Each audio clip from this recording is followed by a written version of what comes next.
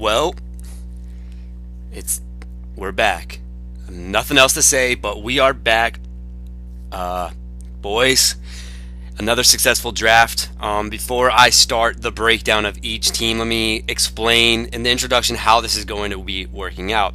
First and foremost, I'm going to go breaking it down by draft order. Now, I know I said to you guys I'll do power rankings, but it's very, very hard to do power rankings after a draft, and it's actually a good thing that I'm not doing power rankings, and I'll tell you why.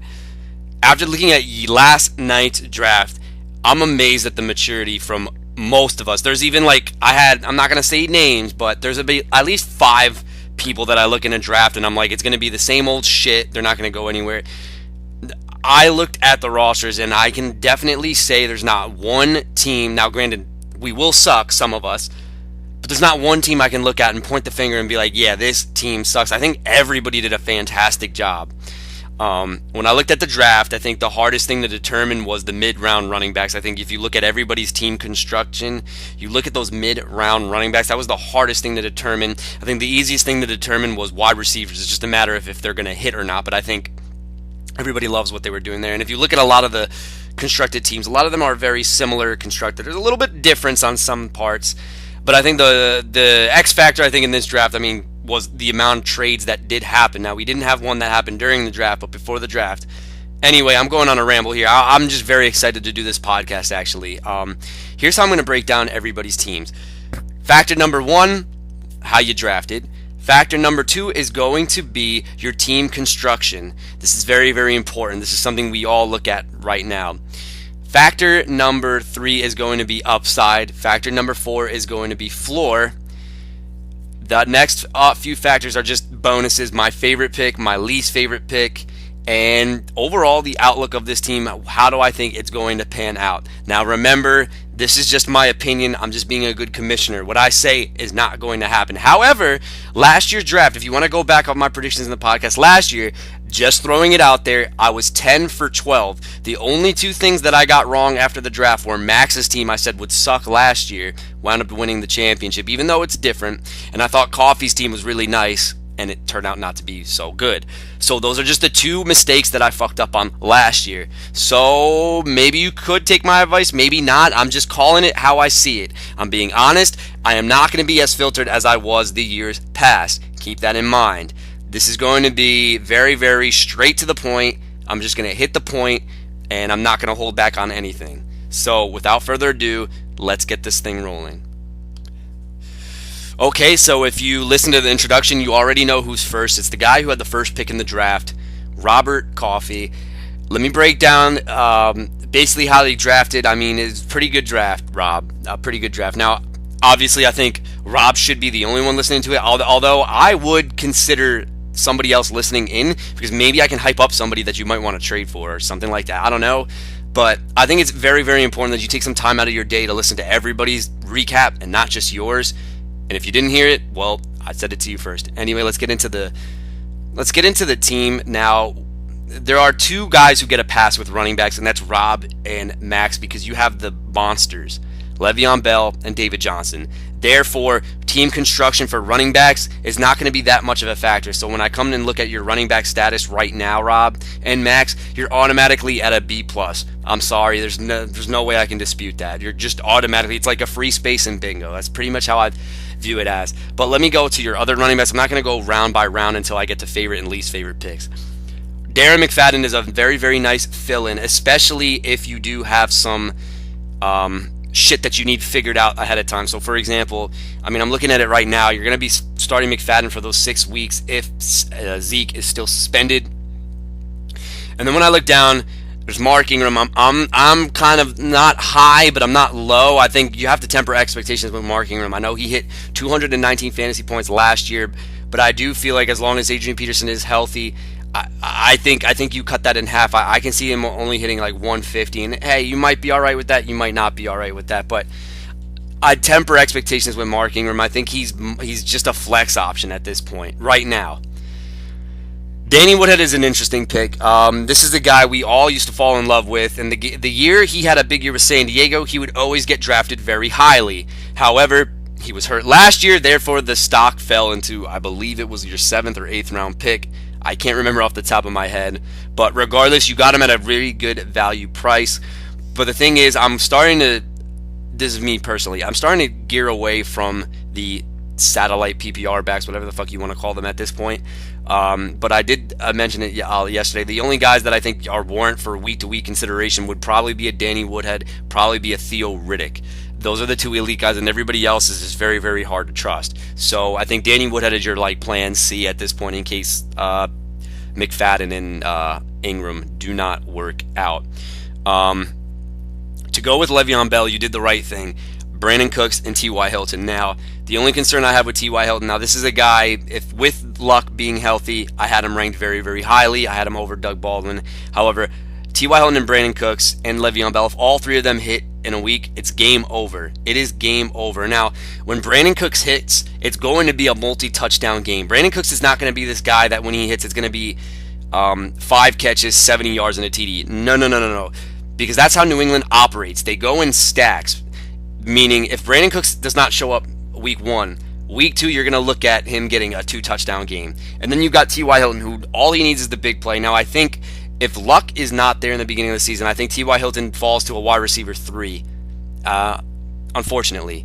I don't think the touchdown upside is as good because Luck can't extend the play Tolzien, can't extend the play like Andrew Luck. But I do feel like that if Luck does come back healthy, you'll be all right.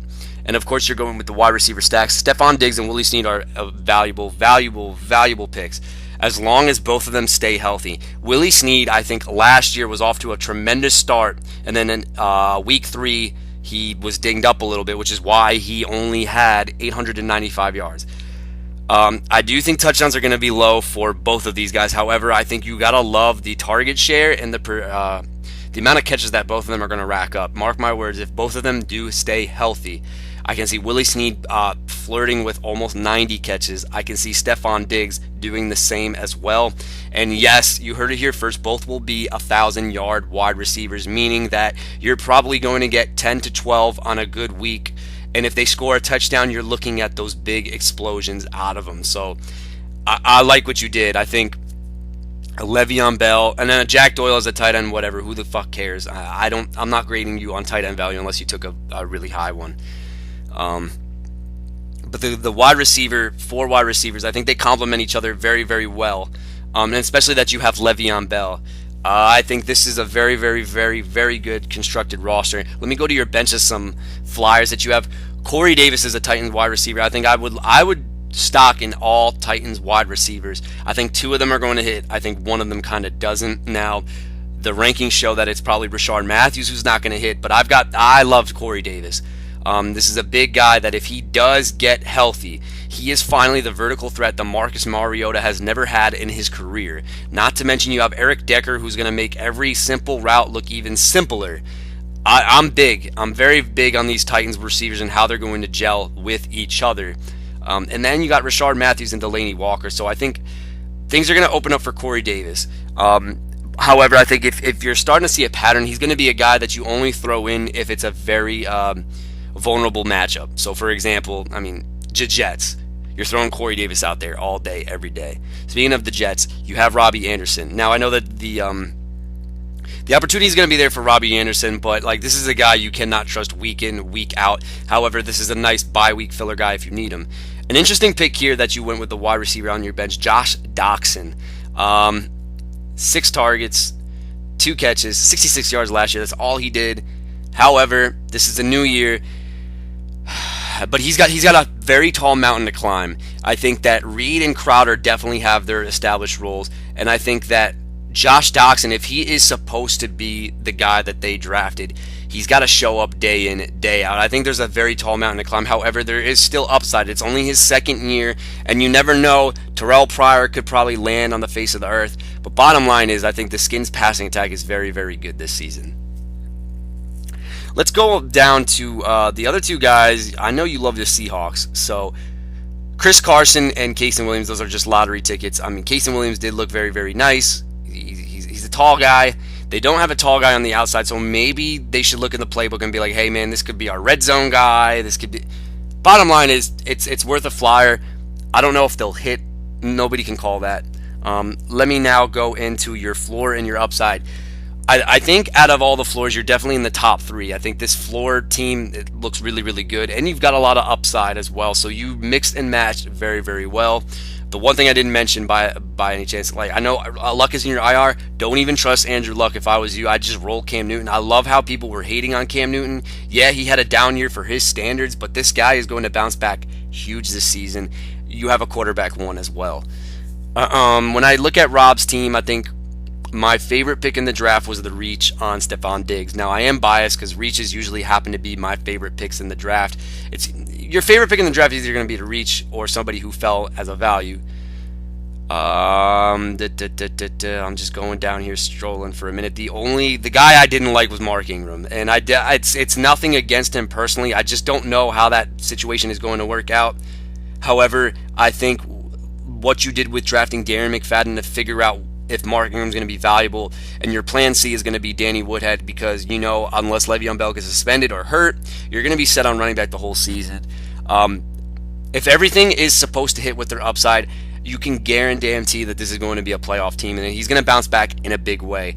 The worst case scenario that happens with this team, this is just my worst case scenario, is Le'Veon Bell gets hurt, and then there's a running back problem that has to be established. But I'm not going to, injuries are injuries. You can never call them how they're going to happen. I like this team a lot. I believe Yahoo gave you either a B or B+. I don't care. In my estimation, I think this is a solid A. I don't see anything wrong with this. Now, if I was doing this team as being A+, but Nikki, okay, you can get an A. I'm very confident in all the guys that you drafted and the situation where you have to stay the course with your running backs. And if Le'Veon Bell stays healthy, you don't need a running back. You're going to sacrifice it all day long, or maybe you could trade away something for some upside on the bench. So, alrighty, we're moving quite along here. We are now on the man who had the number 2 pick, the defending champ. And I must say, looking at this draft, I know you probably don't listen to Rob Coffey's, but I recommend that you listen to everybody's take on this draft, because there could be some people that I will be hyping up, maybe some guys that I would try to get rid of on your team. I don't know. You got to listen. Just go to it. Plus, Max, you sit down, get your little green in your system. You got time to listen, so I don't want to hear that shit. Anyway, here we go. We'll get into the team. If you looked at the introduction, you know how my factors are going to be broken down into. I'm not going to say them. Let's get right into it. I'm not going to go by pick order. That'd be ridiculous. I'm just going to go by team construction first. Well, if you didn't listen to Coffey's shit, I said that you and Coffey get an automatic pass on how you constructed running backs, because when you have David Johnson and Le'Veon Bell, you automatically get a B+ minimum. Why? Because they're just that damn good, and your RB2, you'd be happy with 10 points if they got it for you guys. So you guys get a free pass on that. You're welcome for the pick order, whatever. David Johnson, stud. The other guys that you paired up with David Johnson, CJ Anderson, Bilal Powell, Samaje Perine on the bench, Dion Lewis on the bench. Well, I can flat out say that I think Dion Lewis is not going to be a New England Patriot anymore, so he might get cut on your team. But let's start with CJ Anderson. This is a guy I was huge on. 3 years ago I had him, and then he's either busted or he has never stayed healthy. This guy is labeled as injury prone. Now, I know injuries, we shouldn't be looking at it. CJ Anderson is a guy that if you want him on your roster, you need to sell him high and hope that there's somebody out there that can say, ooh, me, let me get CJ. That's the only thing you got to hope for this guy, because this guy is not going to last the whole season. I'm sorry, I'm just speaking the truth. But if he does play, he was halfway through the season and he had 94 points. Well, if you do 94 by 94, he falls just short of 200 points. I think CJ Anderson is still a decent back, but I do think that the Denver coaching staff, remember, this is a new coaching staff. This is not John Fox era. This is not Gary Kubiak era at all. This is now the Mike McCoy era. And if you know Mike McCoy, Mr. McCoy likes to employ a 2-back system. So that's something that I need you to look at. Now, we were hinting with this with Devontae Booker last year. There's a guy I drafted I'm high on is D'Angelo Henderson. Now, I know, 6th-round flyer, but Devontae Booker is going to be out for 6 weeks. Jamal Charles, he's hurt. That guy might not even play. Opportunity, if CJ Anderson looks a little sluggish, bam, back to the bench or he's going to get hurt. That's my bottom line. However, the one guy that I do like for complete garbage time is Bilal Powell. He got those 168 by starting maybe only 4 games. And yeah, there were a few games where he sprinkled in 10 to. Bottom line is this: your running backs are going to be fine because you have the stud, but I would stay caution with your RB2s because that is a situation that you're going to have to look at. I think by season's end, CJ Anderson is either going to be cut on your team because he's not going to be starting or he's going to be hurt, and I think Bilal Powell becomes your permanent RB2. Let's look at how this team constructed. How were they going to build with David Johnson? Well, you went Des Bryant and Terrell Pryor Sr. Well, I think you and Coffey, you guys went the same shit the whole draft. So one of you's got to be better than the other. How do I look at it? Des Bryant has a tall mountain to climb.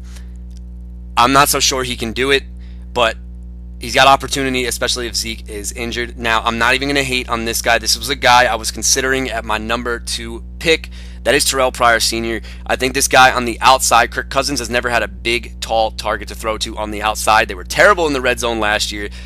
And guess what? I think Pryor leads this team in touchdowns because, one, Jordan Reed might not stay healthy.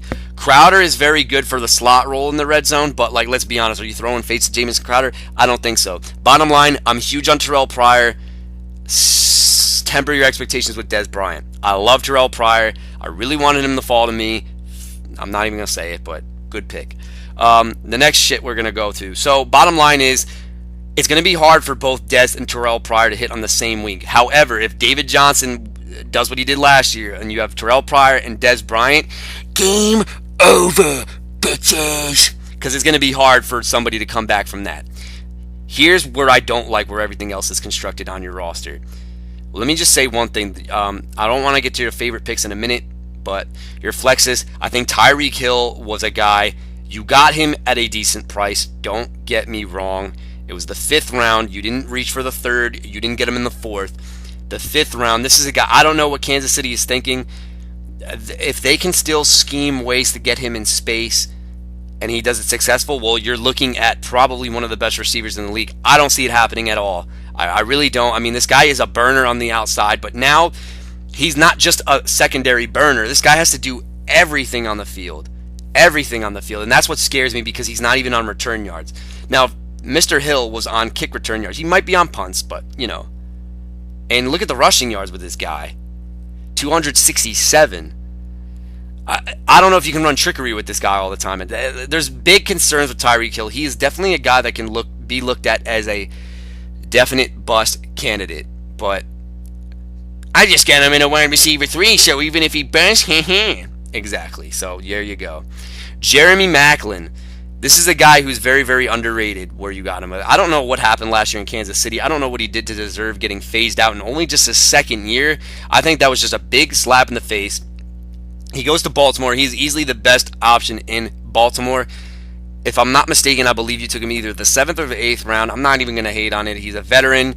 Joe Flacco looks to his veterans because Mike Wallace knows how to do one thing, so Jeremy Maclin's got to open it up.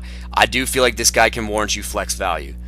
Now we look at your upside flyers and your bench. I like the Adam Thielen pick a lot. I think him and Stephon Diggs both have decent seasons.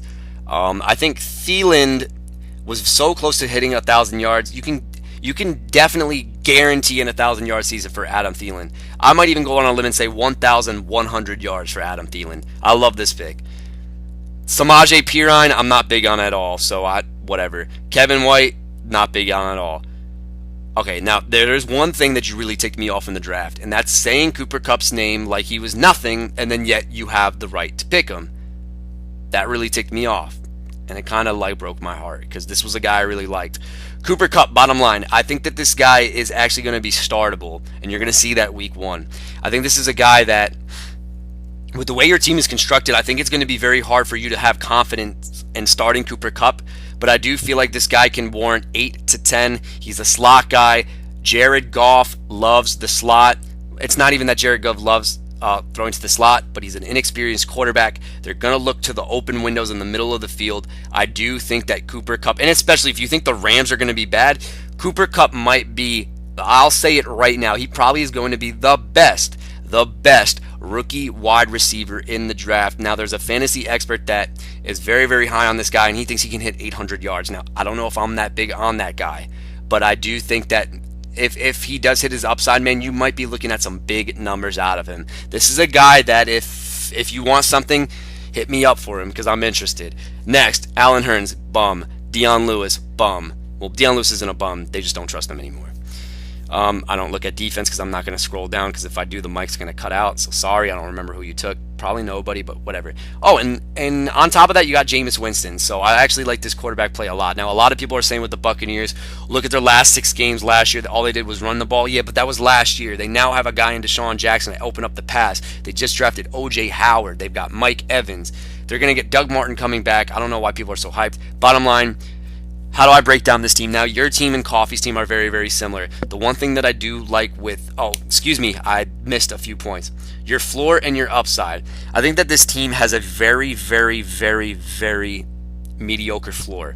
I think what I mean by that, it's not a negative at all. Because I think your upside is tremendous. I think if I look between your team and Coffey's team, I think there's a lot more upside with yours, but I think Coffey has the established 10 times better floor. So if your team, all these guys were to hit their upside, bam, you're looking at another playoff run here.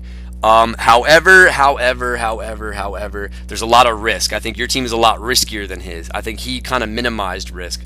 But with that being said, I'm going to give you a solid. I hate to say it, but I'll give you a solid B plus because I do think that you've got a lot of lottery tickets on the bench. By the way, my favorite pick, way off topic. I know I'm missing these points, but there's a lot of shit I like about this team. The B plus, or the favorite pick of the draft. I don't know if there's necessarily was a favorite pick of mine because you didn't necessarily reach for somebody. But if there was a favorite pick, it honestly would have to be either Adam Thielen or Terrell Pryor because I was high on them in my rankings. My least favorite pick would be Tyreek Hill. I think at that point in the draft, I'd rather would have had somebody like a Kelvin Benjamin. I even had Cameron Meredith over Tyreek Hill. I even had Tyrell Williams. I'm just not a big Tyreek Hill guy. That's just my take. But I do like this team a lot. I think they did a wonderful job. The only thing that concerns me is the Dez Bryant, Terrell Pryor thing. I think is going to get a headache. I can see one of these guys being shipped off to somebody else. And considering you're loyal to the Giants, unlike Coffey, I think Dez Bryant's gonna pack his bags. That's just my take. Well, the person who had the number 3 pick in the draft certainly shocked us with his first round pick. He kept it a surprise. I have to thank him personally for it because I didn't want the guy that was going to fall to me if he went Antonio Brown. He said, nah, I don't want Antonio Brown. I'm actually going to take LaShawn McCoy, and that is David. Let's get right into it. So with a few trades, things got a little weird setting up your draft order or your picks in order and whatnot. But hey, man, I love it. So let's get into this team now. First and foremost, we're going to start with the guy you had to build your team around, LaShawn McCoy. Now, I know there was a trade involved, so I'm not going to go through. This is why I don't do pick by pick by pick by pick. I go how the roster is constructed. What do I like? What do I not like? LaShawn McCoy, you decided to go running back heavy, and that's where you went Jay Ajayi. Now, I think Jay Ajayi is the most controversial running back this season. If you look on every site, this guy is either viewed as a breakout or a bust. I think that Jay Ajayi is like a very, very risky pick. However, if you think that the Dolphins are better with Jay Cutler than Ryan Tannehill, then it might be good news for Jay Ajayi. But if you don't think that, I think we're pushing the... I don't know about the panic button, but Jay Ajayi, to me, I don't have an opinion on him, to be quite honest with you. I think Jay Ajayi is going to be this year's Todd Gurley. That's just my take. He could prove me wrong. He absolutely could prove me wrong. But I am not a big Jay Ajayi guy. So with your running backs, we're going to start on how you did that. LaShawn McCoy and Jay Ajayi, they are going to carry the RB1 and RB2 slot for you. Shady McCoy definitely got hyped up after the Ezekiel Elliott suspension because we know the running backs were impossible to find in this year's draft. Going down the list, if we go down a little bit further, you even scored LeGarrette Blount on the bench. This is a guy that I'm not big on this guy at all, but I actually do like Terrence West, just not for your team, and it's just this is how it's constructed. I think Terrence West is an RB2 on a 0 RB strategy-based team, but I'm looking at Terrence West on the bench. This guy's either going to be traded or you're just going to dump him for some upside. I just don't see any way you start Terrence West, bottom line. That's just my take, my opinion. Let's go to how your wide receivers were constructed. Now, you did go Jordan Reed and Greg Olsen, but we have an Allen in the league, so Jordan Reed is no longer with you. Therefore, you have Greg Olsen at the tight end slot. I mean, this guy's a solid tight end. There's nothing to hate about him at all. You went out and got your wide receiver one in Alshon Jeffrey, Kelvin Benjamin. This is exactly how you want to set up your teams. Kelvin Benjamin, Alshon Jeffrey. You hit that deep threat guys. But the thing that I think makes your constructed lineup a lot better is the fact that you have LaShawn McCoy, Jay Ajayi as your floor guys. You've got your deep threats in Jeffrey and Benjamin as long as both of them can stay healthy. And you've got Aaron Rodgers who's going to hit his floor every single day. It's something that we don't really pay attention to, but drafting that elite quarterback definitely could make a difference. This is where I think things get a little shaky, and I think you're going to be playing around with your lineup week in, week out, or you're going to be trading like you always do. The thing that really scares me is the flexes. I am not a big Dante Moncrief guy. I think last year when he got hyped up into the 4th round, I thought there was no way he was going to live up to that value. He didn't, but he did so bad that he couldn't even hit wide receiver 3 value because he was hurt. Mike Wallace is another guy I'm not very big on at all. I just think that last year, yeah, it was nice, but as the season progressed, he kept going to Steve Smith. I know Steve Smith's not there. Jeremy Maclin is the receiver to own, not Mike Wallace. When I look at your bench, I'm shocked that you took Nelson Aguilar, but you're an Eagles fan. You like what they have. Why not? Devin Funchess, believe it or not, I'm going to get you a little hyped on the guy that you've been trying to break out for quite some time. I read an article before the draft, and believe it or not, Devin Funchess has a better catch percentage and a better, I know we use these terms, I don't look at it, a better catch radius than Kelvin Benjamin. So a lot of people are actually expecting big things out of Devin Funchess year 3. Maybe that 3rd year magic can happen. I don't know. And then New England's D, which I think is a very underrated D. Well, how do I look at this team? As far as your floor is concerned, I think that your floor, I give you a solid B at the floor. And I think your upside is also a B. Bottom line is that I think this is just a solid constructed team. The one thing that I would like to see a little bit, the thing is the flexes do make me a little bit nervous, and especially because Luck is out. However, if LeGarrette Blount becomes a beast, or even Terrence West returns some value, the flexes I think are going to have to be played by matchup. And as of right now, I don't think it's officially decided with you yet, which is why, can this team be a decent playoff team? It definitely has the possibility to do that, as long as you have Aaron Rodgers. I mean, the teams that have had Aaron Rodgers, Lewis almost made the playoffs with him last year. This guy just makes such a difference. But the way this is probably the easiest way to construct a team is with LaShawn McCoy, Jay Ajayi, and you got 2 guys that are not necessarily burner. I mean, Alshon Jeffrey's all right, but guys who go vertical. I'm not even going to say burners because they're not. Guys that can go vertical and score on that play. So, for example, if Rodgers hits his floor, I think you just honestly, that's if Ajayi and McCoy both hit their floors. You only need either Alshon Jeffrey or Benjamin to score. But I do think that the bottom half of this roster on the flexes is something that would really scare me moving forward. Let's get into my favorite pick that you made, Dave. Honestly, it would be Kelvin Benjamin. This was a guy that I wish that we didn't watch preseason week 1, because I think that's why his value went back up into the 5th round and why you took him. Because if that did not happen, nobody wanted any parts of Kelvin Benjamin. The last thing you could remember was fat Kelvin Benjamin reports. Speaking of somebody who looks at his footnotes, and I know you know who I'm talking about when I mention that. But at the same time, I really wish that didn't happen. But that was probably my favorite pick. I don't understand the hate with Kelvin Benjamin. And I know you handcuffed him with Funchess. I don't think there is a need to, unless you really want to start Funchess week in and week out. My least favorite pick, this is just a guy that I don't like at all. It's Dante Moncrief. Now, he could prove us wrong and become the guy who's supposed to be hyped up. But bottom line, Luck is not healthy, and I don't see him doing anything with Scott Tolzien. That's my take. I hope you enjoyed it. All right, let's move along here now. Now, this is the guy who had the number 4 pick in the draft. This is a guy that always has a shocking thing to do at the draft. And according to Yahoo, this guy has a D. I'm not going to grade you that harsh. Sorry, had to do it. But at the same point, let me get into the way this team was drafted. Bottom line, when I look at this team as of right now, there is no defense. Obviously, you're going to stream. I know one year you didn't even play with a defense, but let me get into it. So you didn't have a first-round pick. You wanted a stack in the middle rounds, and that's probably the exact reason why you got a D from Yahoo, but I'm not going to grade you like that. Your first pick was Jordan Howard. Now, I didn't understand the hate. I can understand the hate with Jay Ajayi because I think his games were a little fluky, whereas Jordan Howard was day in, day out a stud. I had him last year, and believe me when I say this, there is nothing to be concerned about as far as talent is concerned. The minor concern that I have is Benny Cunningham. It's nothing against Jordan Howard, but I just feel like with John Fox, if the Bears are going to be behind, Jordan Howard, sometimes the game flow doesn't go his way. The biggest concern about Jordan Howard is he's probably one of the most talented running backs in the league. Biggest concern is the game flow and how the script is going to affect his play on the field. So how did you build a team with Jordan Howard? Well, you constructed it with Isaiah Crowell. Now, I know a lot of people laugh at him being taken in the second round, but you made a great point. And even when I did my rankings, if you waited on a running back in the fourth round, you're looking at absolute question marks. And Isaiah Crowell is a guy who doesn't have any question marks. The line is bolstered up.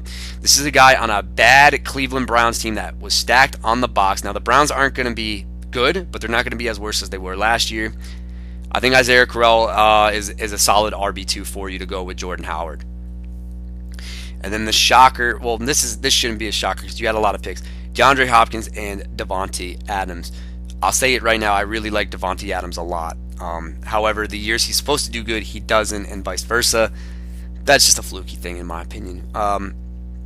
Adams is a guy I can see hitting double-digit touchdowns again for the second straight year.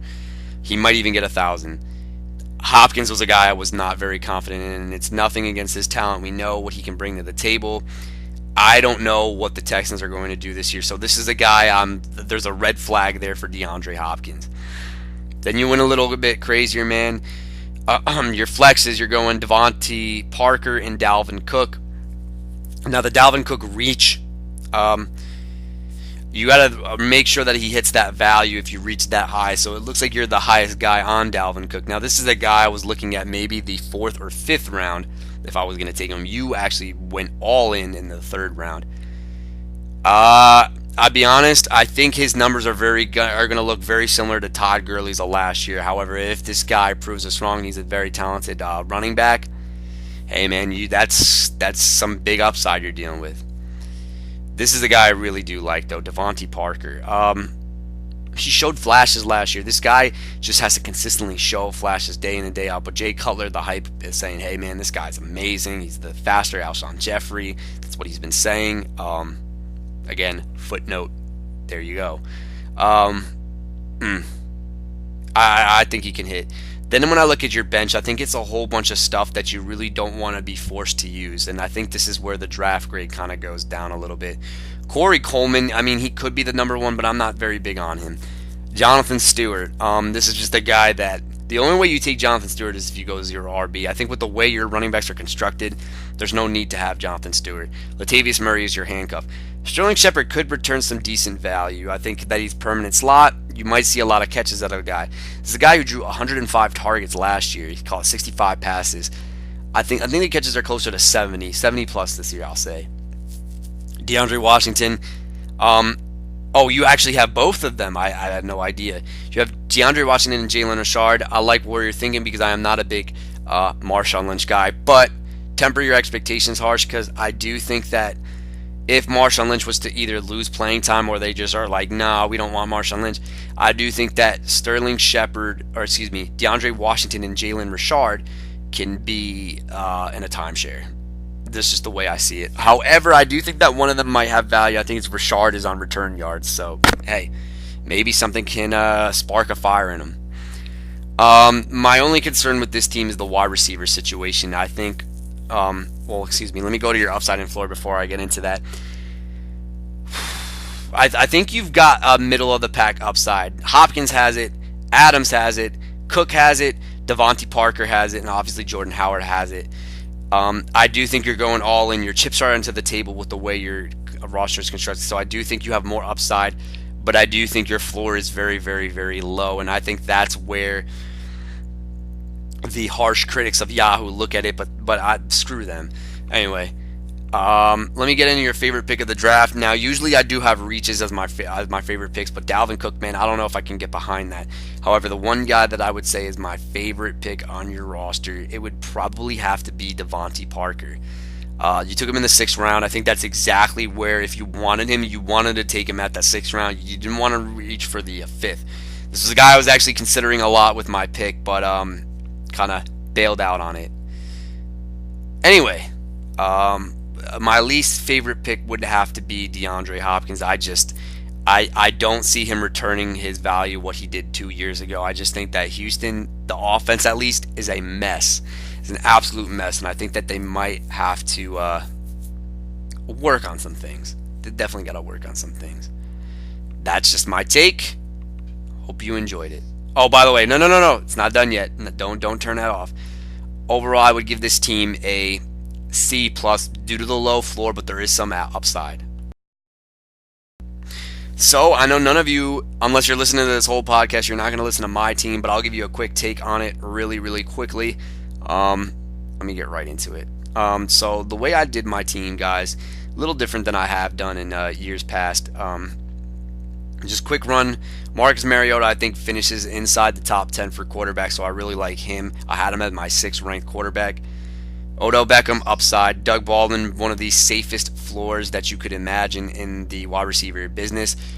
The starting running backs are, I like Christian McCaffrey because I think he's going to hit his floor. He doesn't need to go against a good defense or a bad defense to be effective. Spencer Ware, now this is a guy that a lot of people were down on. He was the only running back that I felt confident in. But I do worry that there is going to be a timeshare split with him. However, I do think he gets the goal line touches and still sprinkled some catches in there. And the one thing I will say about Spencer Ware is last year they tried to make him this bell cow. He wound up getting concussed. I think this guy needed a breather. This is why I think they brought in Kareem Hunt to complement him as well. And if you're looking at the reports right now, they think they want to carry 4 running backs. And I don't know who it's going to be. It's either going to be Spiller, who's the likely cut candidate, or Charkandrick West. I'm just rolling the dice with Austin Hooper just because tight ends I'm never big on, and if he hits, he hits. If he doesn't, he doesn't. Jamison Crowder, love him. Cameron Meredith, also a guy I'm big on. The bench, a little interesting. Theo Riddick, you can start every week as a flex option. Jamal Williams, I think, is going to have opportunity somewhere down the line because Ty Montgomery just is not looking very good right now with that leg injury. Randall Cobb could probably return some decent value. Same with J.J. Nelson. Deonta Foreman, this is a guy I'm very big on. I don't trust Lamar Miller at all this season. D'Angelo Henderson, a flyer just in case C.J. Anderson gets hurt because Jamal Charles is hurt and Devontae Booker is hurt, meaning that they have to rely on him or they have to bring back DeJuan Thompson, which is just not a good idea. And then Eli Manning as a backup. Bottom line, I think this is more of a floor team than it is. But if I look at the upside that the people hit, I think the biggest upside of the guys that need to hit would be Crowder and Meredith. But hey, I'm confident in it, so that's just my quick take. My favorite pick of the draft probably have to be Jamison Crowder, but my least favorite pick, well, obviously it's hard because you're looking at your own team, but I do think that the upside might be limited with Spencer Ware, but I still feel confident in it. Well, that was my take on my team, guys. I'll give it a B. I won't go in the B plus range. I won't go in the A range. I think it's just an overall solid constructed team. That is my take. All right, moving along now. This is the guy who had the number 5 pick and got a gift in Antonio Brown. When I look at the Matt Morris constructed team, every single year, with the exception of last year, that I knew was going to be really bad. I did call that. But there's something when I look at this team, part of me wants to say I'm not sold on it. The other half says there's a lot of gems on this team. I just don't think they're constructed very well. Let me get into what I mean by this. This is one of my hot takes. This is one of my hot takes on the draft. Antonio Brown is the guy you're going to rely on week in and week out. I love AB. I love him to death. However, temper your expectations on the road because I had him last year with Ben and they were just... Brown was all right. Ben sucked, but yeah, whatever. You went very running back heavy. You have 3 running backs who I actually, believe it or not, like very much. Devonta Freeman, I like. Joe Mixon. It's going to be a matter of time. I don't know if he's going to get the start immediately, but again, eventually Cincinnati's going to catch on and say, all right, man, this guy's clearly our better running back. Let's get him in there. I like the upside with him a lot. Carlos Hyde was a fantastic pick in the 4th round. This was a guy I was thinking about. Instead, I went the wide receiver route. Yeah. Okay. So I'm sorry, I just read the chat's buzzing right now, so my bad. Next thing that we got to talk about, the wide receivers you pair with Antonio Brown. Deshaun Jackson and Marvin Jones. Now, if they're both on the same week in your roster, that must mean that they have a burnable secondary, because I don't think there's any way that both of them can hit that at the same time. Nearly impossible. The guy who's on the shortest leash, I believe, is Marvin Jones. I loved Marvin Jones last year. Unfortunately, he could not live up to expectations that he was putting up weeks 1 through 4. Here's the problem with Marvin Jones. The reason why I wasn't so confident in him this year, but he could bounce back. A lot of people are writing him off. I'm not writing him off. But when you have a good man-to-man corner that bumps and runs, this guy's a walking stick. He can't beat press for shit. That's what makes me nervous. However, if you have a defense that plays zone, he can burn him over the top. So that is one thing I would look at with Marvin Jones. And Deshaun Jackson, Mike Evans and D-Jax, can it work out with Jameis Winston's arm? Yes, it can, but I do think that Deshaun Jackson, I think, will return wide receiver 2 on the lower end value, as long as his speed is up to par with everything else. Let's go to some of the things you have on the bench. I don't like Paul Perkins. I actually like Rashard Matthews. Jamal Charles, I don't even know if he's going to be on your team in the next week. John Ross, upside. I like it a lot, because I think Cincinnati really needs another burner on the outside. Tim Hightower, whatever. David Njoku, I think you said you wanted to cut him, but I don't know if I would do that just yet. And then you have Travis Benjamin, who I also think is going to get cut. But the one underrated thing about this thing is the Denver Broncos defense. Overall, let me get my hot take. This team reminds me a lot of Brian's team from last season. What I mean by that, there's no specific strategy that was used in this draft. I think it's play by matchup, week in, week out. You're not going to have a consistent guy starting in your last flex. This just looks like a Brian team with better running backs. And what do I mean by that? I heard there's some chatter going around that they don't like this team at all, but when I look at it, I actually think this team can gel out very, very nicely. You've got Matty Ice with Matty Ice. I do think that there might be a little bit regression with Matt Ryan, but he'll still finish inside the top 10 for quarterbacks, don't get me wrong. AB is a stud. Devonta Freeman, the only thing you have to be worried about with him is the whole Tevin Coleman issue. It's funny because you had Coleman last year. Joe Mixon, I think it's going to be a matter of time, but be patient with him. Hyde I do like, but again, that's why you have Tim Hightower, duh. But I don't know, it could be Joe Williams, who knows. Bottom line is, I think week in, week out, you're going to have a headache deciding between Marvin Jones, Deshaun Jackson, Rashard Matthews, and maybe there's part of you that still likes Paul Perkins. I think that's the biggest headache, but hey, you'd rather have depth than have nobody and fish for the waiver wire. Let me go to my favorite pick that you made in this draft. I think it's got to be Carlos Hyde. I think the best thing that happened to Carlos Hyde was the hate that came out 2 weeks ago saying that he might get cut. That's fucking nonsense. Are you kidding me? Anyway, I just think it was a fabulous pick, because I was actually going to pick him there right before before you had that pick. He was a guy I was considering. The guy I don't like, though, is Paul Perkins. I just don't see that this guy lives up to his fantasy value at all. He could be split, because, realistically, I don't like Jamal Charles, but that's such a stupid thing to say. Obviously, it was a late fucking flyer. Excuse me, I'm dropping F-bombs all over your take. But bottom line, I do think that this is a team that's going to be slept on. This is a sleeper team in the waiting. And what do I mean by that? I think this is a solid B. I think it's up to the manager with this team to manage how his flexes are managed, because when I look at this team, it's very reminiscent of the Brian Bonney team of last year. Some days you win, some days you lose, but this team, I think people are sleeping on it. All right, moving along, we have the guy who had the number 7 pick, and that is Brian. Now, I heard some talk before the draft that you were going to go Mike Evans, Amari Cooper, and what do you know, you went Mike Evans, Amari Cooper. That start alone reminds me a lot of the year when you had Mike Evans and Alshon Jeffrey. Let me give a hot take before I move on into your construction. Amari Cooper, I think every single year will post up the same exact numbers. And what do I mean by that? He's in the toughest division against man-to-man corners. If Amari Cooper was not, this is my hot take, if Amari Cooper was not in the AFC West, Amari Cooper would be a top 5 pick in fantasy football. I think he can hit easily over 1,500, but he plays in a very tough division. So therefore, he's going to hit 1,000 to 1,100 and a few touchdowns mixed in there. He's a phenomenal talent. I just think that his situation kind of sucks as far as the division is, and that's why I don't draft him very highly. But with Mike Evans and Amari Cooper, it's very similar when you had Alshon Jeffrey and or Mike Evans again. I don't think these two can hit on the same week, but if I'm looking at it right now, Mike Evans at Miami, Amari Cooper at Tennessee, yeah, that might be one of the week where you do like the combo that's happening and what's going on with your team. The other wide receivers, this is I don't know which one of them is my favorite pick. One thing I like what you did in the draft is the value of the receivers that wound up falling to you as your flexes. Jarvis Landry and Julian Edelman. It's phenomenal the way your receivers are constructed right now. I give that an A+.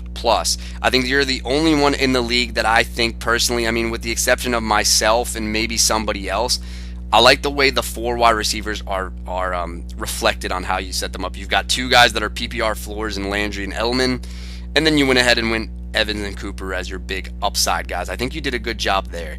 Excellent job. Kudos to you. This is my biggest concern with this team, though. This is going to be really, really bad. And yeah, I know it could be a way to say, oh, you're just trying to get the Kareem Hunt to me. No, I'm very, very, very, I call it like I see it.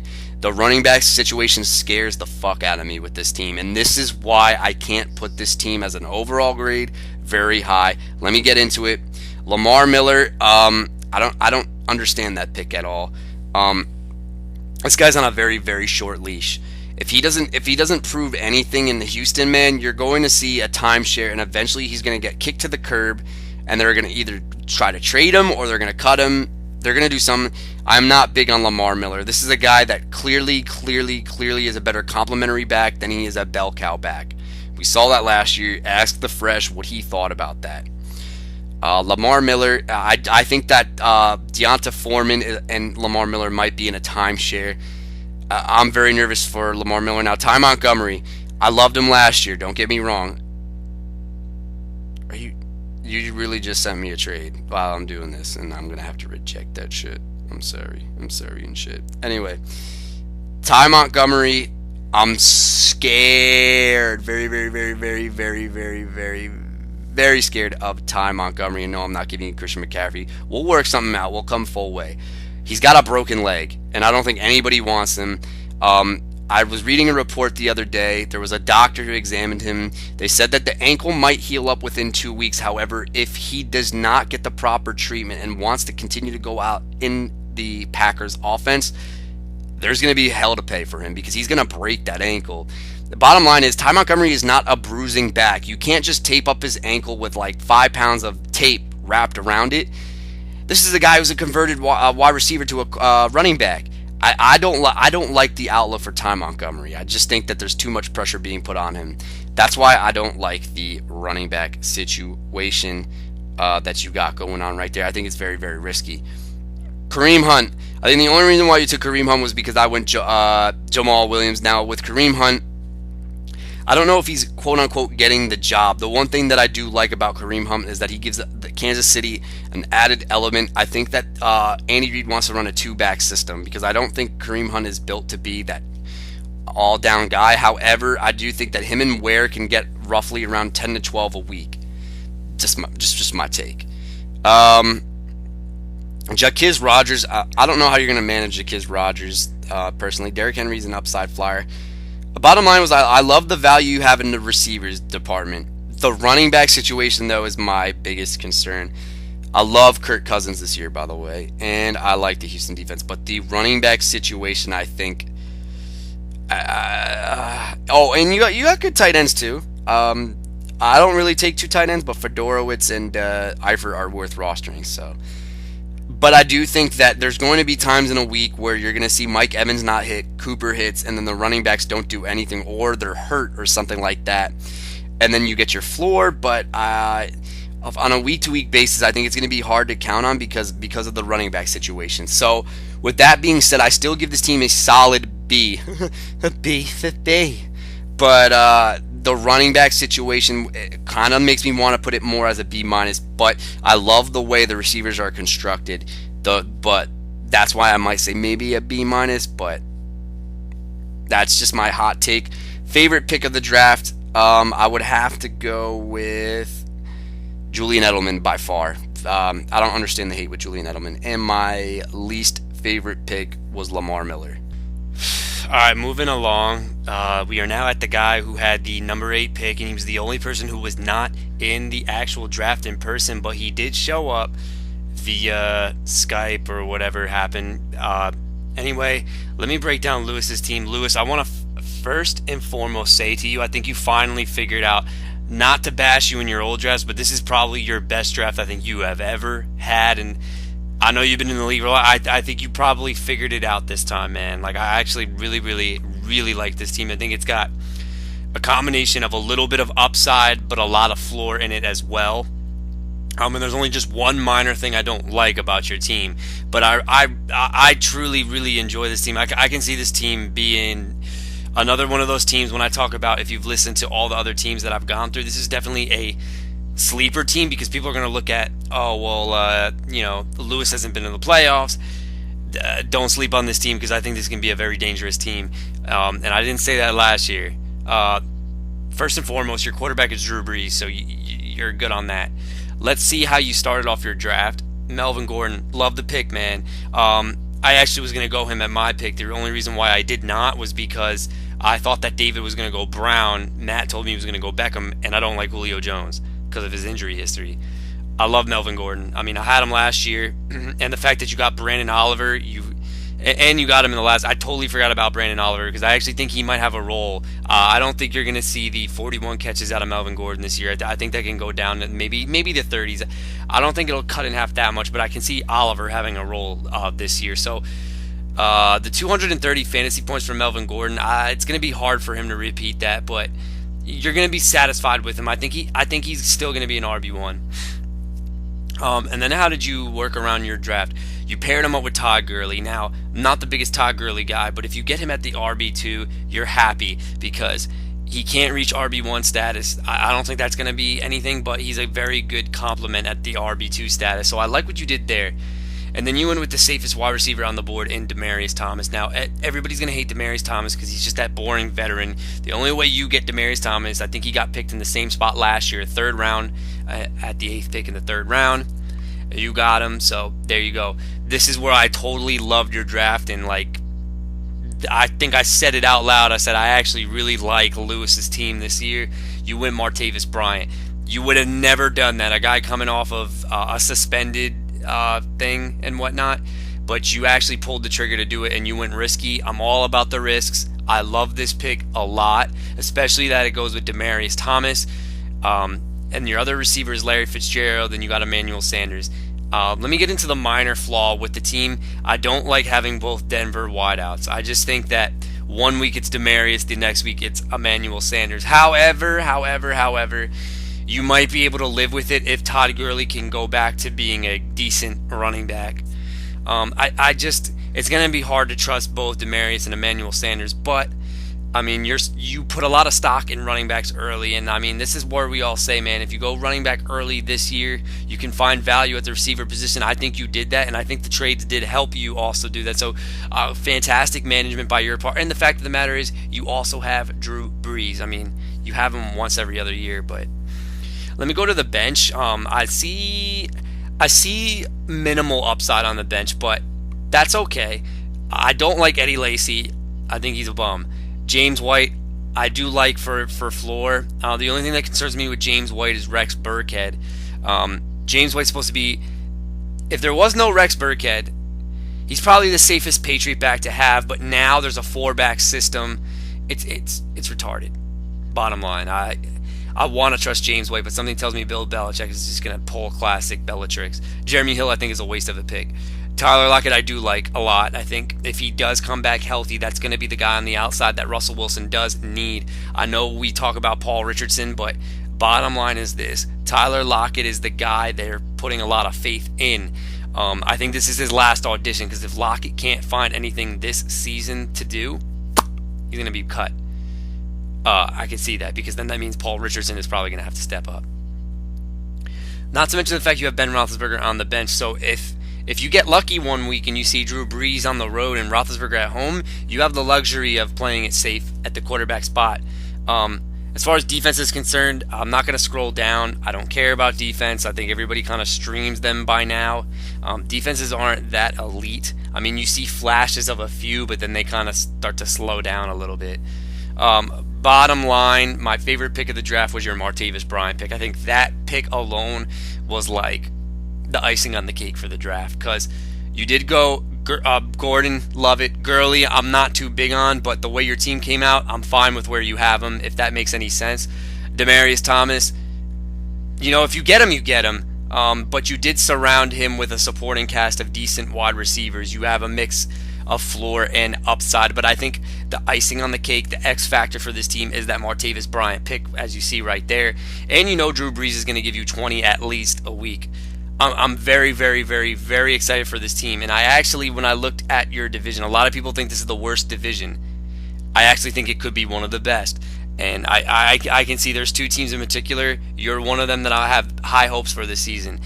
Don't think of that as a jinx. I know a lot of people are like, stop doing that, da da da da da. No, I'm telling you right now, I think this is the best draft you have ever had. So congratulations for that.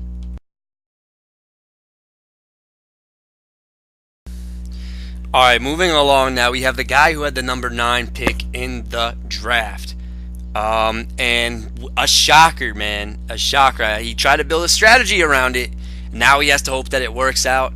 I'm talking about Andre, and he starts off the draft going with a suspended Ezekiel Elliott. Now, obviously, if this gets appealed, he's cleared to go. I mean, Andre, you look like you have a decent team. But funny, I think Ezekiel Elliott definitely is going to determine the relevance of this team, and I'm going to explain to you why I believe so. So you start out with Ezekiel Elliott, and then you get a gift in DeMarco Murray falling to you. I don't understand the hate on DeMarco Murray. We all want to love Derrick Henry. I flat out get that. I know Derrick Henry is a beast. But the bottom line is DeMarco Murray is still the lead back. He is still the lead dog. He is the trusted veteran. Not to mention the fact Tennessee is trying to make a playoff run this year. They bought in a lot of veterans. They have a lot of young talent as well. But this is the guy they trust in crucial situations. And, the thing about DeMarco Murray, man, he is a diva. If he sees, Derrick Henry getting all the love and everything, he will say something. And you know what? They're going to follow the veterans' leadership. DeMarco Murray would have to have a really bad game for them to bench him and give him the number 2 role. So I love this pick a lot. And somebody in particular is like, oh, DeMarco Murray's going to get hurt. Like, no, he's not. He's fine. A lot of people view him as injury prone. He's not. Look at it before I end that statement. He's not that injury prone. I think your 3rd round pick was Marshawn Lynch. I absolutely hated that pick. I'm sorry, bro.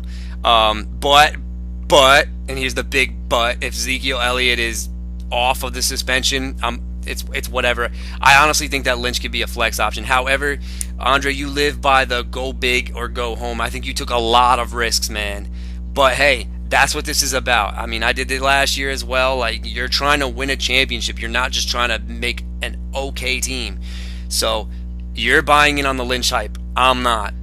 But hey, to each his own, to each his own. So you did go the running back stacked heavy strategy, which led to your first wide receiver in being Michael Crabtree. Now, I do like Michael Crabtree. I mean, obviously, if you're getting Crabtree, I think he's the perfect wide receiver 2 to have. You might have some issues with him as a wide receiver 1, but this is the guy you've trusted every single year, so there you go. Well, as of right now, the guy that you then got for your wide receiver 2, I know he's in your flex as of right now, Tyrell Williams. I like Tyrell Williams. I think he's a fabulous talent. The thing that concerns me the most is how they're going to use him with a healthy Keenan Allen. But you did get him at a good price in the 7th round. There's no arguing that. This is the guy who, if he steps into a role, 7 touchdowns over 1,000, and that's what we've seen out of Phillip Rivers. I do think also with the injury to Mike Williams, this guy is going to benefit. And then we go down the list of the rest of your receivers. This is where I don't like what you did here in this draft, was the John Brown and the Ted Ginn at the other wide receivers. Ted Ginn, I think he'll be all right. But if you're big on it, I know you took him a little bit early. But, I mean, if you look at his numbers last year on a bad Carolina team, maybe he can get a little bit better than that. And the fact that he's on return yards and Drew Brees throwing to him, hey, maybe Ted Ginn can be kind of almost this cheat codey kind of guy again, like he was 2 years ago. Because 2 years ago, I think was his really good season for Carolina. But I hate John Brown, man. I love John Brown. I want this guy to get healthy. This thing, mark my words, if he's not out in the field this year, I think the guy's gonna have to retire. It's a shame, but like that's what it's coming down to. And you can see the frustration in Bruce Arians, man. He wants him out here, and he's just getting frustrated because he's not healthy. And it's nothing against John Brown. This is something very serious. Bruce Arians had a lot of hope for the guy. I feel bad for John Brown, I really do. But if by some slim chance, like he is healthy this year, congratulations. And then we look at your bench. Mike Gillislee is a very big upside pick. I don't know where you took him, but I know it wasn't that high. So I actually like the value on where you got him. You didn't take him in the 4th or 5th round, where I know if you were on him, that's where you would have to take him. But you got him at a decent discounted price. When I look down the list of everything else, Gio Bernard, you know what? Maybe he still has a role in the PPR kind of thing. Alvin Kamara as well. That guy could actually be a very deep sleeper. And Kenny Stills is a very, very good pick, because if Devontae Parker doesn't live up to the hype, again, Kenny Stills is probably benefiting from Jay Cutler. My overall thoughts, my favorite pick of your draft.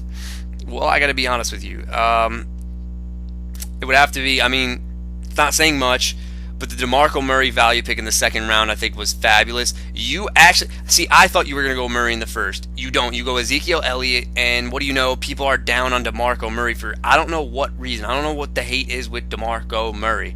I get it. Oh, we have to take Derrick Henry if you really want him. You don't have to worry about Derrick Henry anymore, guys. Derrick Henry's a fabulous talent, but Derrick Henry's year will be next year, because I don't think the Titans are going to re-sign DeMarco Murray.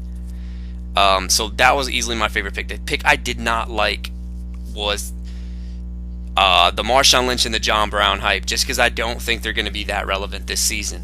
My overall outlook for your team, Andre. Oh, I forgot to mention Russell Wilson. He'll bounce back this year as long as somebody doesn't step on his ankle again. He'll be mobile. He'll be doing what Russell Wilson is always doing. Like the pick. My overall thoughts with this team. If this team is to make any kind of run, factor number 1, you need Ezekiel Elliott healthy, or not healthy, but not suspended.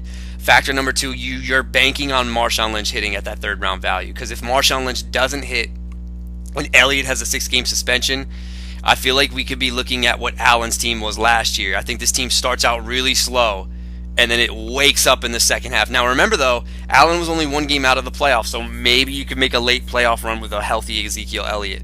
But I think the people that are going to have to carry this team, man, are going to be DeMarco Murray and I forgot about Jimmy Graham. My fault, bro. Jimmy Graham is actually a decent tight end pick this year if he can stay healthy. So I think the guys that you're going to have to rely on week in and week out without Ezekiel Elliott, Murray's going to be fine, but you have to bank on Marshawn Lynch returning value, because if he does not, I think you're gonna have to rely on Gillislee each week, and maybe you're all right with that. But with Bill Belichick, that's something to keep in mind.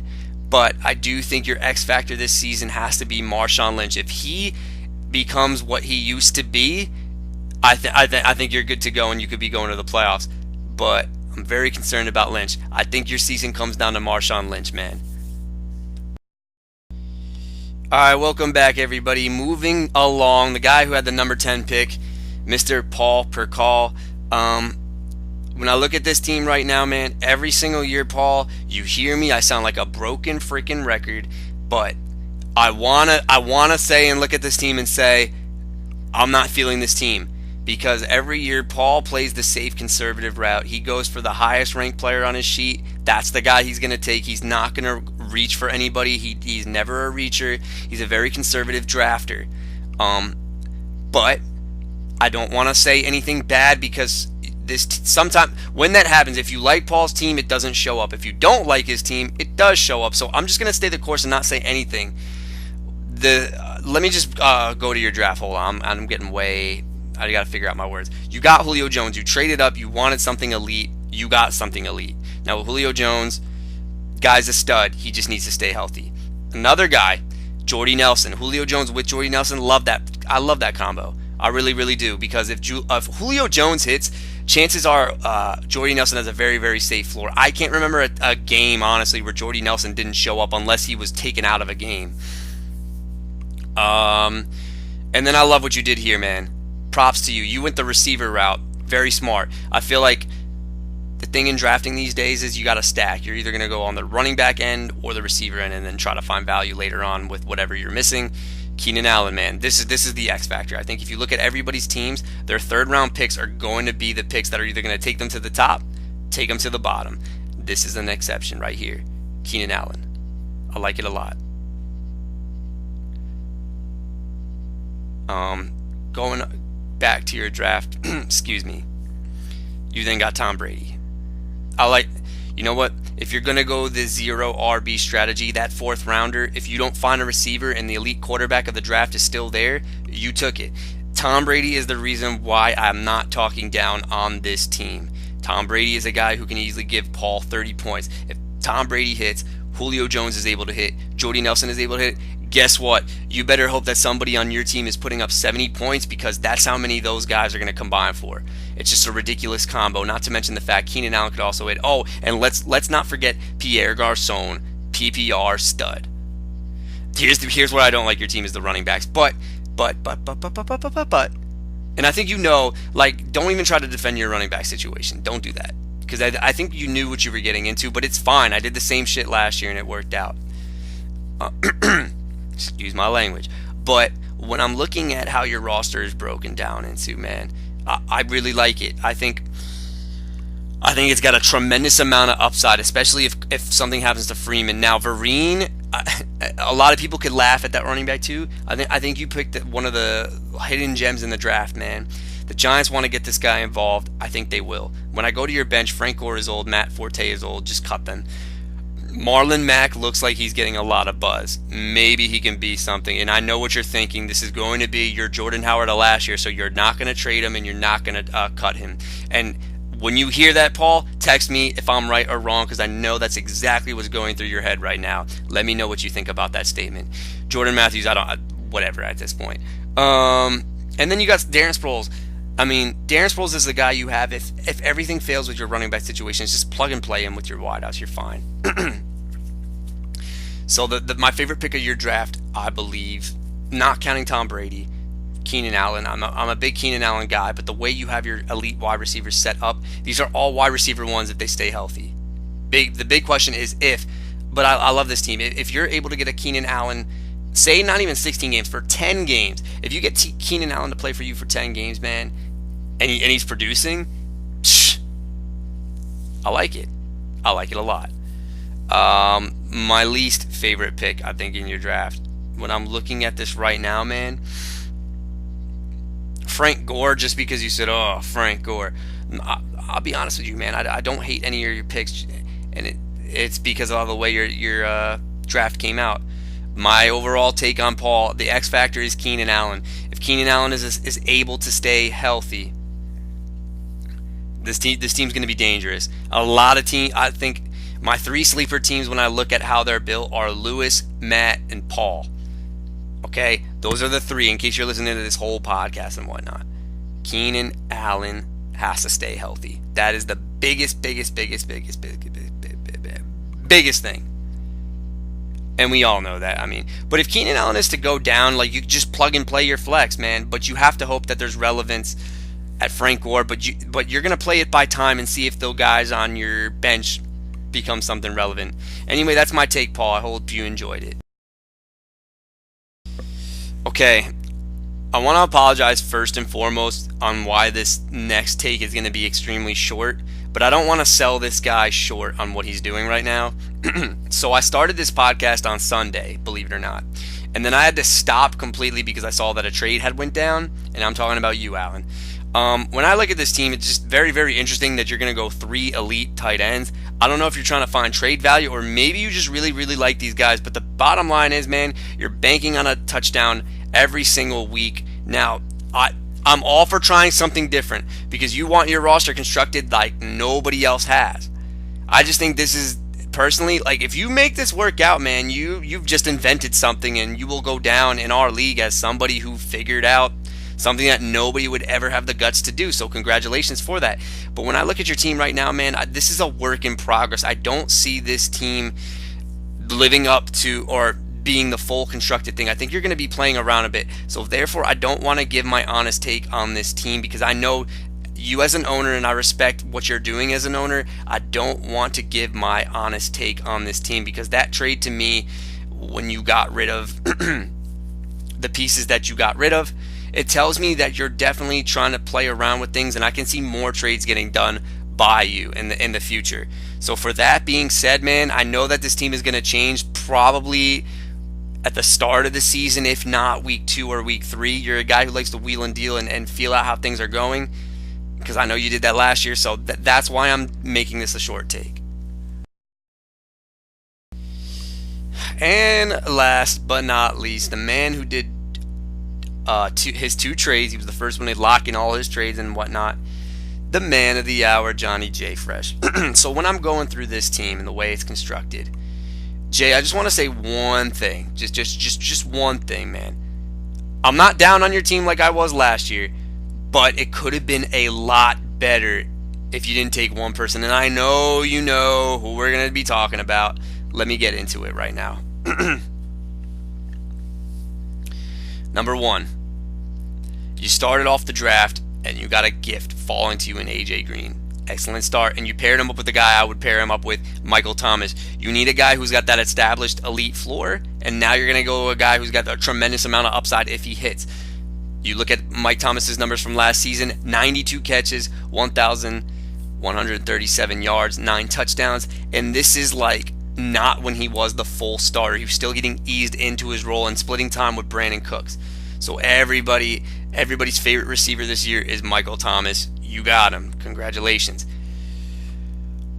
All you had to do, though, Jay, was not take Leonard fucking Fournette. Excuse my language. I like Leonard Fournette a lot. But number 1, the Jaguars stink. Number 2, Leonard Fournette is a warrior. And I like that. But sometimes being too much of a warrior can land you on IR. And what I mean by that is Leonard Fournette is going to try to do way too much to impress the whole scout because he's a rookie. He's going to come in and his mentality is, I'm going to fight through this injury. I'm going to try to break as many tackles as I can. I know he's a beast. I just see this guy getting hurt. My advice to you, if he is cleared by injury, you need to sell him immediately because I can see if this guy goes down, man, you're not going to like it. And I do see him going down. And I'm a big Leonard Fournette guy. Ask Coffey. I'm huge on Leonard Fournette, but I just don't like his situation. Amir Abdullah is the other running back, man. I'm not really too big on Amir Abdullah. I think he's got a very, very tall mountain to climb to be big on fantasy relevance this season, man. It's going to be really hard. It's bottom line, man. It's going to be hard for him to climb back into fantasy relevance, man. Not Amir. Theo Riddick, you know he's going to have his third down role, and when they're behind, they're going to be in pass mode because they can't run. Abdullah has that obstacle, is that he has to run. Now, the Zach Center reports, take it with a grain of salt. I mean, if the Lions are on the 1-yard line, okay, I get it. It's going to be Zach Center. But if the Lions are on the 10 or 5-yard line and first and goal and whatnot, it's not going to be Zach Center. It's going to be Amir Abdullah or Theo Riddick. Theo Riddick is very underrated in the red zone, not for running, for catching and whatnot. I don't like the Sammy Watkins pick. Goff looks pretty nice, though, so far.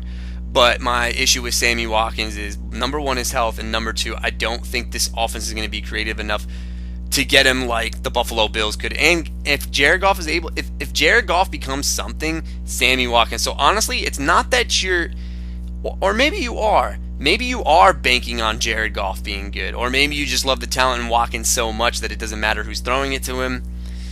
But interested to see after the Bills got rid of him that you're still on board with him. Now, this guy's hype.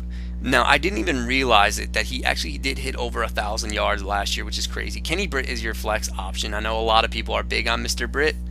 I don't really have an opinion for Mr. Britt. I just think whatever he did last year, he's just going to come close to it. I don't think he's going to exceed expectations.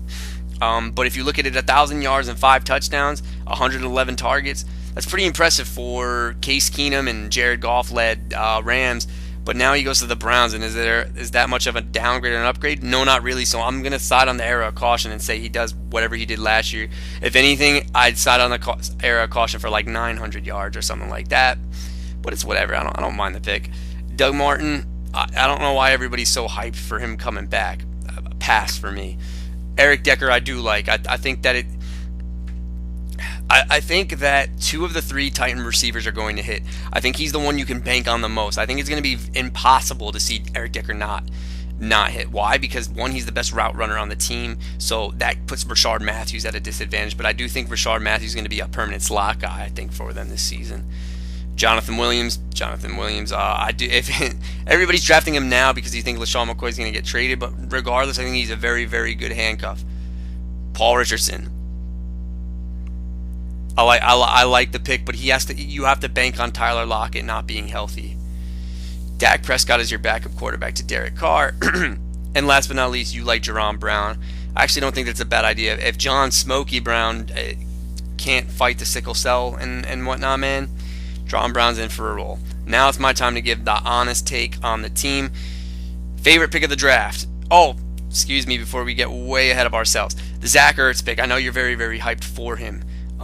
Zach Ertz can definitely benefit from the Jordan Matthews absence. I had Ertz last year. I think he was a stud. You're huge on him this year. I know when you drafted him, it was like you found like a pot of gold or something like that. The thing we always worry about with Ertz is that he doesn't show up for September and October, and that's the second half of the season that he does show up into. But I like the talent of Ertz. I think with Jordan Matthews gone, and now you have a vertical threat in Alshon Jeffrey, I think this is going to be Carson Wentz's favorite target this year. Mark my words. So I don't mind that. My favorite pick of your draft, when I look at it, I don't, and this is not to knock you at all, because obviously Michael Thomas was a fantastic pick, but like, is that really saying much? I don't really necessarily have a favorite pick in your draft, Jay, and that's not a negative thing. It's only because I think you always get the guys of where their value is supposed to be, and if you reach, it's only once. It's not throughout the whole draft. But if it's hard for me to pick a favorite pick because nothing really jumps out to me at where you actually got them, if that makes any sense. But if you put a gun to my head and say, yo, Nikki, give me a favorite freaking pick, I would have to say the value on Decker. Just because I know what he can bring to the table. This is a team that's got a really good offensive line. They've got a quarterback that is looking like he's going to have a breakout season. And if you look at Mariota's receivers, is easily the best route runner he's ever had. I think Eric Decker, I don't know about the touchdowns. That's the thing that does scare me, but I do think he can be very fantasy relevant. Picks I didn't like are your starting running backs. And I think we're going to end it there. I just don't like Leonard Fournette and Amir Abdullah, man. We were big on him his rookie year, man, but like everybody's down on him now. But hey, maybe there's some glimmer of J-hope inside that can say, yo, I want this guy to do so freaking good. I know he's going to be such a freaking beast and shit. Alright, anyway, here we go. The X factor of this team, I think, is going to be, without stating the obvious wide receiver combo that you have. Oh, obviously, it's Leonard Fournette. I don't even know why I had to think that hard for it. You need this guy to be healthy, and you need him to be a stud, but my advice to you is to get rid of him. I'm telling you right now, like, I like Leonard Fournette too. I'm not somebody who's biased on Leonard Fournette. I was a big LSU guy with Leonard Fournette. One of my favorite running backs in college, but that's a situation I don't want any a part of, man. If he's cleared to play in a preseason game, which doesn't look like that's going to be the case now, you gotta get rid of him. That's what I'm saying. But if you have faith in the guy, you need him to hit. Bottom line. The thing with this team, man, is I don't think it's a bad team. The thing that worries me the most is figuring out the running back situation with this team. But I do think the receivers fit in very, very nicely. So therefore, the biggest X factor, if this team is going to make a push, the running backs need to deliver. Alright, man. Let me give my final honest takes. I'm going to scroll through my phone as I'm doing this, so just give me a minute. This is going to be my honest takes on the teams. Bottom line, I'm not going to do a power rankings thing, but I'm going to look at the divisions. When we go to the worst division, or what it's titled as, You have Brian, you have David, you have Harsh, and you have Rob Coffey. First and foremost, the team that's got the best upside in this division is Robert Coffey. This shouldn't be a surprise. If you know the people who are on hype, when it comes to hype, people who are hyped up, you're looking for the upside that can hit. I do believe that this team has a tremendous amount of upside, and he gets a bonus because he has Le'Veon Bell. So right there, you're already getting the number 1, 2, or 3 running back in the league. So you got tremendous amount of upside there. Brandon Cooks has a lot of upside. T.Y. Hilton has a lot of upside. I think, and not to mention Stephon Diggs. Everywhere I look, there's upside and then there's floor. Like, for example, Stephon Diggs, the only thing that keeps him back is injury. So I do like that. I already alluded to Brian's situation, so let me get to that in a minute. I actually like his wide receivers. I think it's the perfect combination of explosiveness with floor PPR. The only thing that really concerns me with this team is the health of the run. No, well, not the health of one running back. And like I texted him yesterday, Tom Montgomery's hurt. I know he came back to practice today and whatnot. Whatever. He still has sickle cell to deal with as well. There's a lot. I love Ty Montgomery too. I had him. He almost took me to the Super Bowl. The guy was so fun to watch. The thing that worries me the most is his health, though. I don't see him being that durable. And last but not least, Lamar Miller. This guy's going to be in a timeshare. And I know, Brian, you're probably like Johnny and you're looking at footnotes and it says Deontay Foreman is a ways to go. But I think that's a way because Bill O'Brien doesn't like using rookie running backs. But I guarantee you, once he sees that Lamar Miller is still being ineffective, there's going to be a timeshare. There's going to be a split. And Lamar Miller is going to be going down to a flex option, a low end, meaning he's going to be a guy who maybe gets you 8 points down the drain. So that's my biggest concern there. David is classic David. I think if his situation works out, it's all right. And last but not least, we have Harsh. Oh my God, hold on. not on his team. Yahoo seems to be very down on this team, and I wouldn't say that I'm very down on it. I just think that, I mean, he is the underdog of this division. However, maybe the upside does hit. So that's my take on that division. Quick takes. The Champs division. I really like the Champs team. I like it a lot. I just texted him that as well. But I also like Lewis Todd's team a lot, except for the Denver receivers, which I alluded to earlier. Morris, I think, is a sleeper team. I think when we look at his team every single year, it's always like, oh, it's Matt again, da-da-da-da-da. But the thing is, I like the players he got. I don't like the way they flow on his roster, if that makes any sense. I think there's some figuring out to do, but that's why I'm not down on it, and I'm not super thrilled about it. But I do think this team can surprise us. So that's my take on that. And who's the other guy? Oh, no, and Andre, I alluded to earlier. I think you're in a very, very, very, very, very tough division. But it all comes down to Ezekiel Elliott and Marshawn Lynch to take you over the top. That's the X factor. Let me go to the last division. This is my division. So the other thing is with the other divisions that are stacked up into the last division, which is my division. I know I alluded to that. When it comes down to the team breakdowns, I'll start fresh with fresh. I think the running backs are the biggest concern, but I think if one of them is able to hit, I think this team could somehow be a playoff team. But there's a lot of concerns at the running back department. When we go down, Allen, I already said there's something's not right here. He's still figuring something out, which is why I didn't give an evaluation on his team yet. I don't think it would be fair to do that unless he really wants to roll with that team, which he can hit me up for. I do think Paul is definitely the team that people are going to be sleeping on. I think it's a very, very serviceable team. And then when you go to my team, I think that there's a decent amount of floor that is being used, but it all determines on if the flexes hit their upside. And I think that's what I think that team is also banking on, because I think everything else has a decent floor set into it, but can the flexes hit the upside? So I think that this division is probably up for grabs the most. Guys, that's my recap.